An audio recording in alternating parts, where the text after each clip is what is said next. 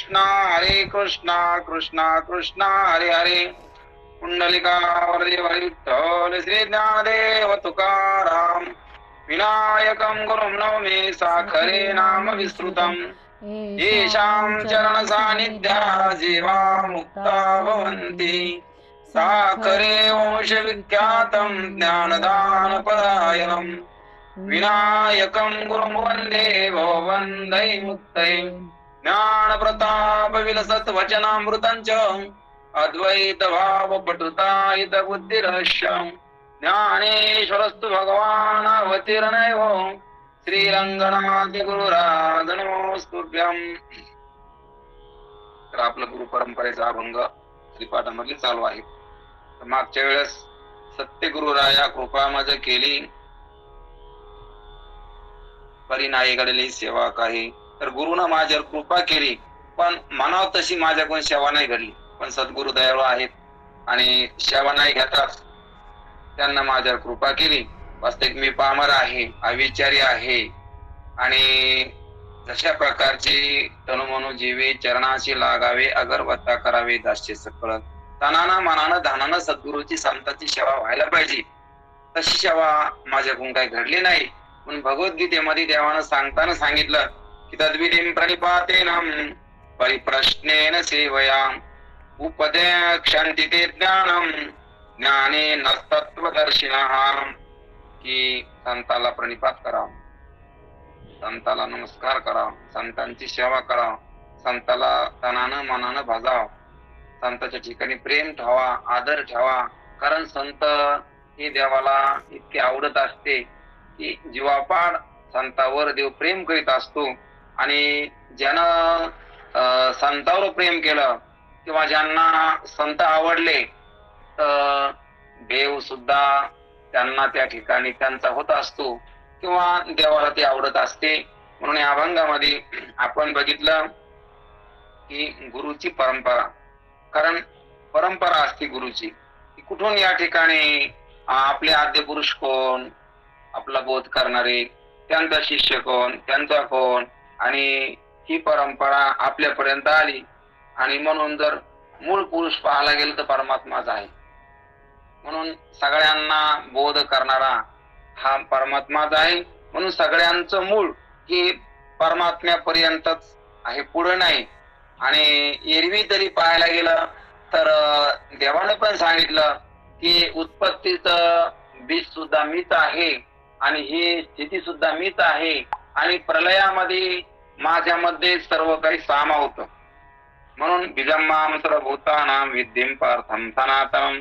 म्हणून अर्जुना, मी सगळ्यांचं बीज आहे आणि त्या बीजापासूनच सर्व काही विस्तार आहे. बीजाची झाले तर भांगाराचे अलंकार हो, तैसा मध्ये काचा विस्तारू ते हे जग.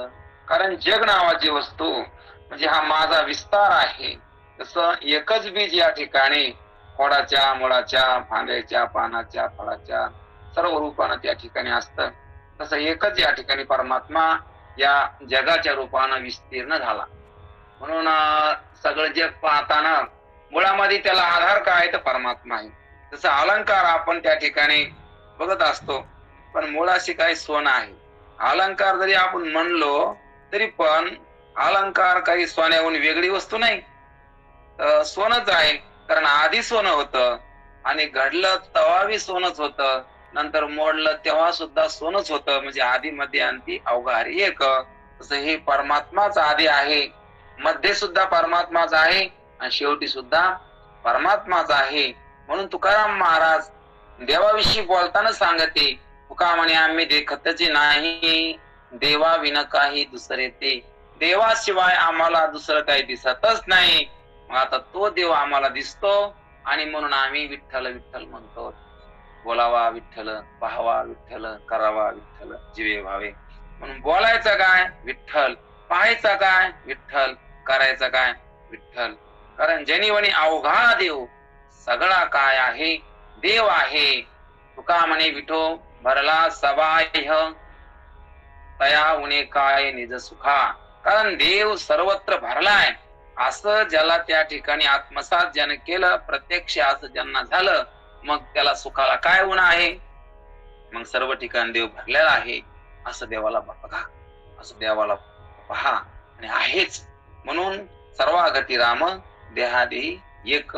जग जरी अनेक असलं, शरीर जरी अनेक असले, नावाचे रूपाचे अनेक त्या ठिकाणी देह आहेत, योनी अनेक आहेत, पण सर्वांमध्ये परमात्मा मात्र एक आहे. आणि त्या हरीला तुम्ही ओळखा. त्याला जर ओळखिलं तर तो संसारात धन्य आहे. बाकीच्यानं धनानं मानानं मोठेपणानं स्वतःला धन्य मानणं म्हणजे हा शुद्ध मूर्खपणा आहे. म्हणजे धन्य झालो आता याची संदेह नाही. न पडे या गाई न पडे या ठाई काळा हाती, मी काळाच्या हातात पडणार नाही तेव्हा धन्य आहे. श्रीमंत झाला आणि मिळाला काय धन्य आहे? श्रीमंत माणूस म्हातारा होत नाही का? श्रीमंत माणूस रोगी होत नाही का? श्रीमंत मरत नाही.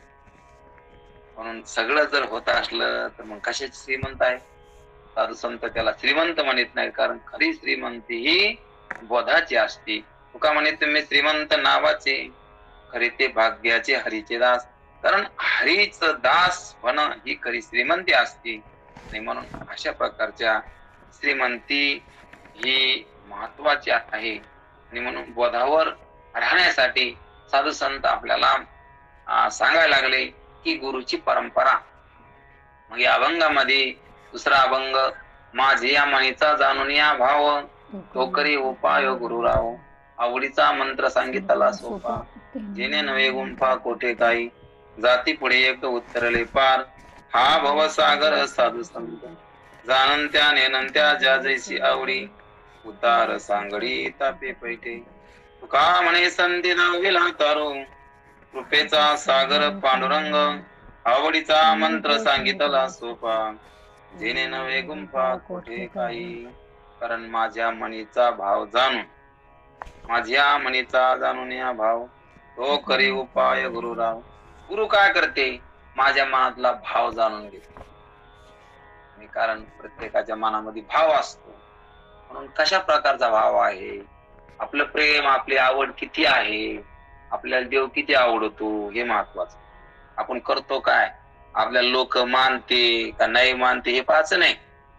कारण कोणी निंदा कोणी वंदा, माणूस हिताचा धंदा. काही लोक निंदा करते, काही लोक नमस्कार करते. पण नमस्कार केला त्याच्यात गुतायचं नाही, निंदा केलं तिकडे बी लक्ष द्यायचं नाही. कारण आपलं काम आपण करीत राहतो. म्हणून जशी नदी गंगा असती, समुद्राला जाण्यासाठी निघाली, मग कोणी तिच्या आरत्या करतं, पूजा करतं, आणि कोणी तिच्यामध्ये काही घाण टाकीत, तरी पण ती कोणाकडे लक्ष देत नाही. कारण तिचं ध्येय असतं की मला समुद्राला पोहोचायचं. आणि एक दिवस ती समुद्राला पोहोचते. तिला कोणी आडीत, वाटात तळे त्या ठिकाणी बांधित, तरी पण तेवढं भरून पुढेच निघत येते. तसं आपलं कार्य आपण करायचं असतं. म्हणून कोणी निंदा कोणी वंदा कशामध्ये गुतायचं नसतं. कोणी चांगलं म्हणलं तरी गुंतू नाही, कोणी वाईट म्हणलं तरी पण गुंतू नये. कारण हा संसार हा गुंतणारा असतो.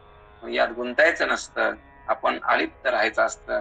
कारण आपण देवात गुंतायचं असतं. देव आपला, आपण देवाचे आहे. कारण हे सगळ्यात मोठा लाभ आहे. ऐसा लाभ बांधा गाठी, विठ्ठल पायी पडेल मिठी. कारण अशा प्रकारचा लाभ फायदा तुम्ही प्राप्त करून घ्या की देवाची प्राप्ती हाच सगळ्यात काही मोठा लाभ आहे. आणि अशा प्रकारचा लाभ तुम्ही या ठिकाणी मिळवा, प्राप्त करा. आणि हा लाभ काय एकदा मिळाला, या लाभापासून वंचित राहू नका. कारण नरदेह पुन्हा पुन्हा नाही. तिथं आपण किती जरी माईक वस्तू गोळा केल्या, किती जरी बिल्डिंगी बांधल्या, किती जरी गाड्या घोड्या या ठिकाणी घेतल्या, आपण काही जरी सत्ता संपत्ती शहाणपणा इथे या ठिकाणी मिळविला, तरी पण हा क्षणिक आहे, एखाद्या हा पुरता आहे, इथंच राहणार आहे, याला सोडून जायचंय. म्हणून या ठिकाणी या मोहात लय बसायचं नाही, याच्या नादी लागायचं नाही. आपलं जेवढं हरिनाम घेणं होईल अशा प्रकारची जोड करायची. ऐसा लाभ बांधा गाठी, हा सर्वात मोठा लाभ आहे.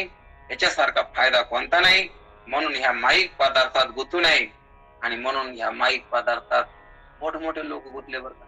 असं समजू नये की परमार्थिक माणूस गुंतला नाही, संसारी माणसं गुंतले हे काय नवल नाही हो.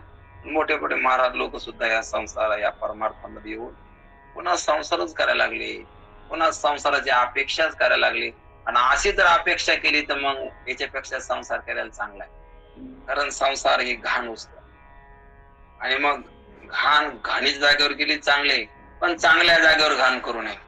पण परमार्थ ही जागा चांगली आहे, या ठिकाणी जर आपण घाण केली तर देव माफ करणार नाही. एखाद्या वेळेस संसारी माणसानं पाप केलं तर माफ होईल, पण आपण जर परमार्थाला लागलो तर या ठिकाणी जसं पांढरं वस्त्र असतं, पांढऱ्या वस्त्रावर डाग सहन होत नाही, पण काळ्या कपड्यावर, रंगीबेरंगी कपड्यावर त्याच्यावर एखाद्या वेळेस मळ सहन होतं, पण पांढऱ्या कपड्यावर मळ सहन होत नाही, डाग सहन होत नाही. तसं परमार्थ करणारा माणूस हा पांढऱ्या कपड्याचा, याला बिलकुल या ठिकाणी त्यांना असं सुधारायला पाहिजे. त्यांना आपलं आचरण संतांच्या पावलावर पाय देऊन चाललं पाहिजे. पुढे गेले त्यांचा शोधित मार्ग, म्हणून हा या ठिकाणी शुद्ध परमार्थ आहे. आपल्याला कोणाला मानायसाठी परमार्थ करायचं नाही, किंवा काहीतरी या ठिकाणी कोणाकडून काही शाबासकी मिळवायची नाही, वा वा तुम्ही चांगले आहात अशा प्रकारचं कोणी म्हणलं म्हणजे आपण चांगले असं नाही. तर आपल्याला देवाने मानलं पाहिजे, आपण मालकाला पसंत बोललं पाहिजे. आपला मालक कोण आहे? परमात्मा आहे, कारण त्याच्या हातात आपले व्यवहार आहेत, तो आपलं शरीर चलितो, म्हणून आपण त्याच्या नादी लागावं, बाकी लोकांच्या नादी लागू नये. आणि धन संपत्ती आशास्वाद आहे, आशास्वत म्हणजे हे शाश्वत नाही, म्हणजे खरे नाही. तुकाराम महाराज धनाविषयी बोलताना सांगते, तुकाराम म्हणे धन भाग्य अशाश्वत जाण. धन हे अशाश्वत भाग्य आहे, पण कशामुळे तरी आपण आपल्याला मोठे म्हणणं, कशामुळे तरी आपण या ठिकाणी स्वतःला शहाणे समजेना, हा शुद्ध मूर्खपणा आहे आणि देवापासून आपण वेगळे पडतो. म्हणून साधू संतांना सर्व संसाराला लाथ मारून देवाला शरण घे, कारण सर्व संसार हा दुःखरूप आहे. काही जरी संसारात वाढलं पण सुख वाढीता नाही आलं, दुःखच वाढलं. शेवटी दुःख वाढलं आणि दुःखी होणंच शरीर सुटलं बरं.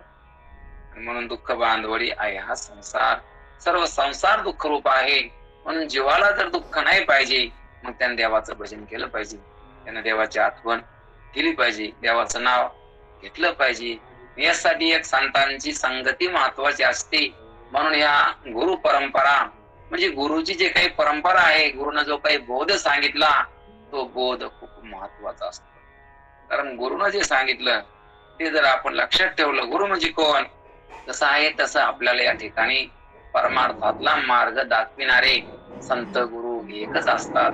आणि त्यांच्या संगतीमध्ये आपण येणं हे भाग्याचा उदय, हे जोडी संत आहे.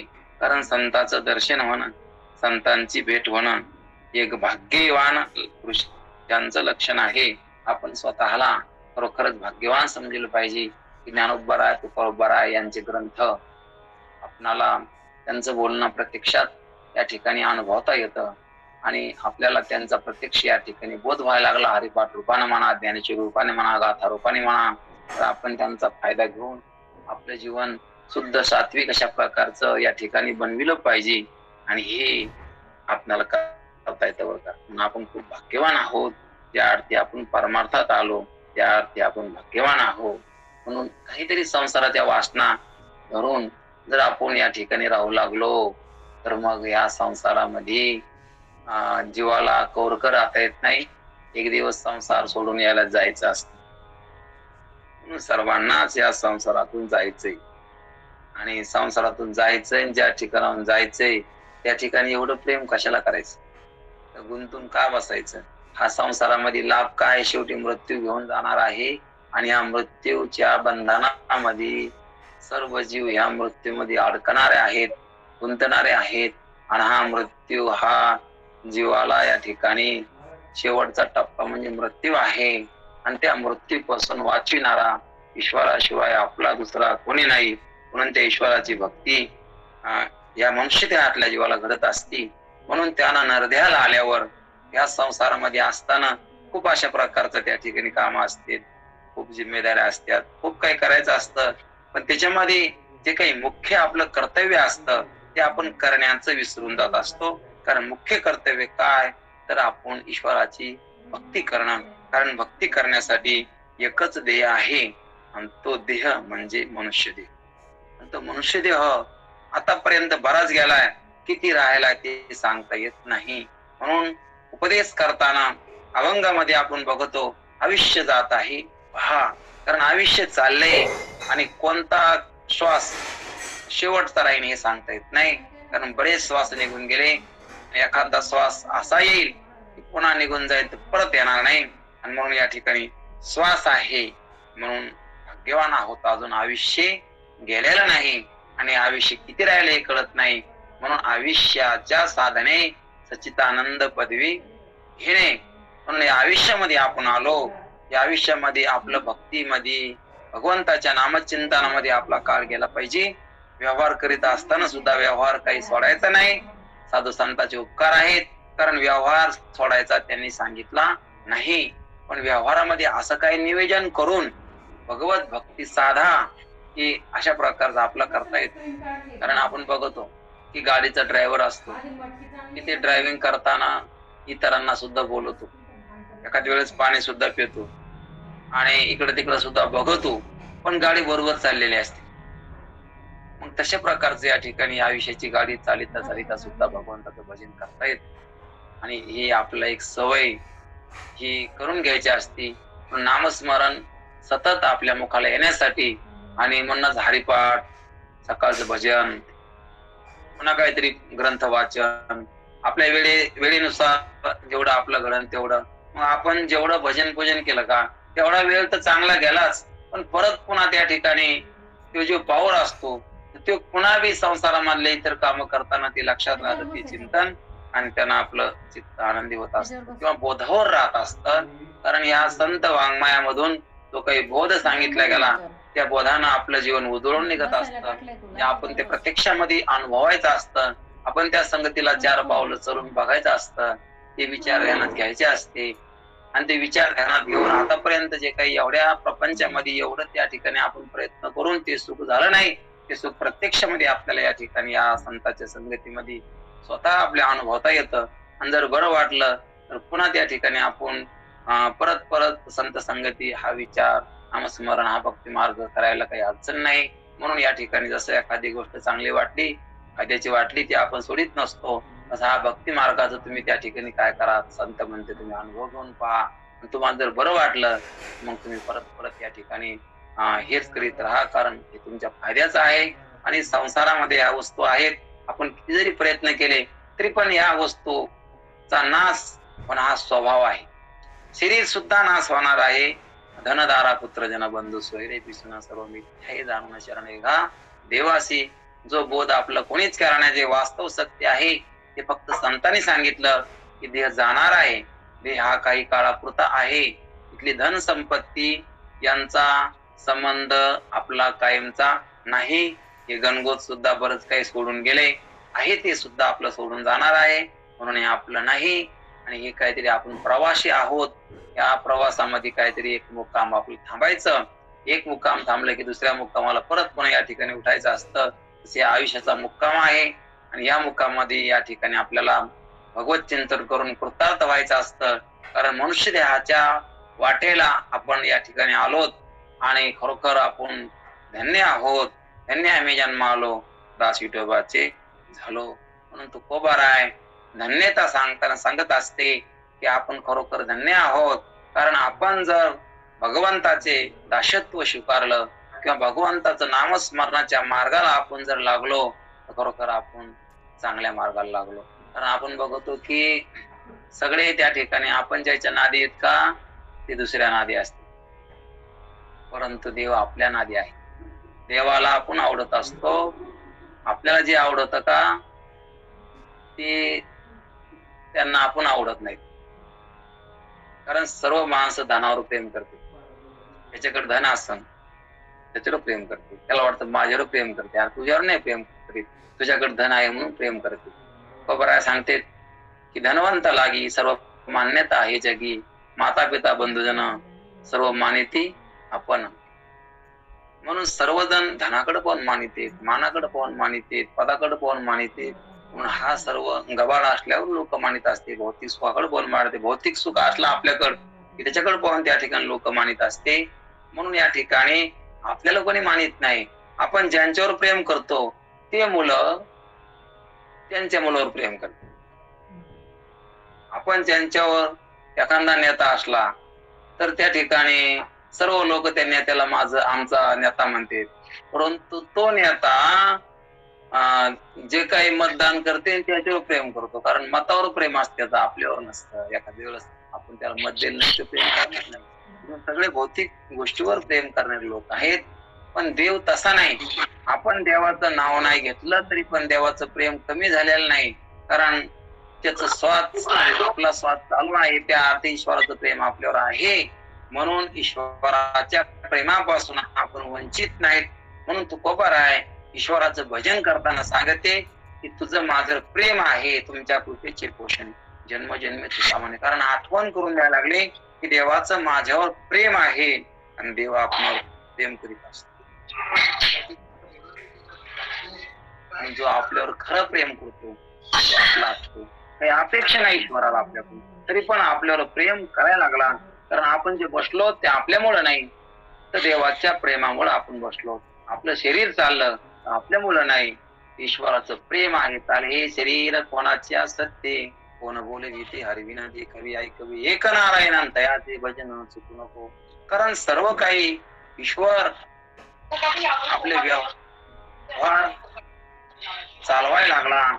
ईश्वराचं प्रेम आपणावर आहे आणि त्या ईश्वराला आपण शरण दिलं पाहिजे, त्याचं नामस्मरण केलं पाहिजे, त्याचं चिंतन केलं पाहिजे. कारण आपलं कोणीच नाही, आपल्या हातात काहीच नाही. आपण कुठून आलो हे आपलं माहित नाही, कुठे जायचं हे माहित नाही, कसे राहिलो हे माहित नाही, काहीच माहित नाही. तरी पण तुझा म्हणून आलो देवा बघत बघत द्वार, असो तुला देवा माझा सदा. कारण ईश्वराचे म्हणून आपण आलो या जगामध्ये, आलो तेव्हा आपण संग ओळख नव्हती आणि परत त्या ठिकाणी जाताना सुद्धा कोणी येणार नाही. इथे या ठिकाणी बरेच काही आपण जमा केलंय, बरेच काही ओळखी पाळखी पसारा या ठिकाणी गोळा केलाय. पण इतक्यामध्ये या ठिकाणी आपण नादी लागताना जो काही खरा आपला सखा आहे त्या ईश्वराला मात्र आपण विसरलो. जो आपला आहे, जो आपल्या करता आहे, त्याचं आपलं खरं नातं आहे, आपण त्याला विसरलो. म्हणून त्याचं भजन आपण सतत करायला पाहिजे.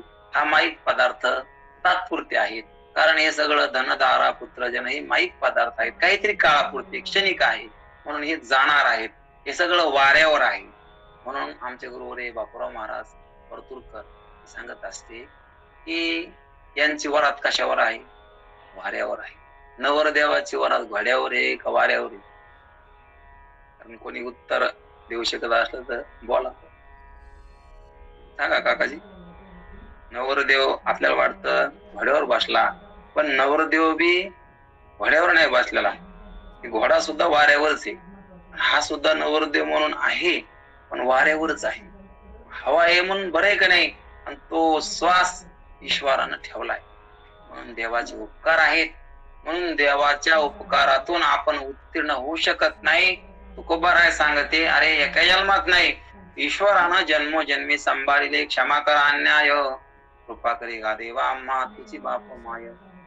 देवाने एका जन्मात नाही तर अनेक जन्मात सांभाळय आपल्याला.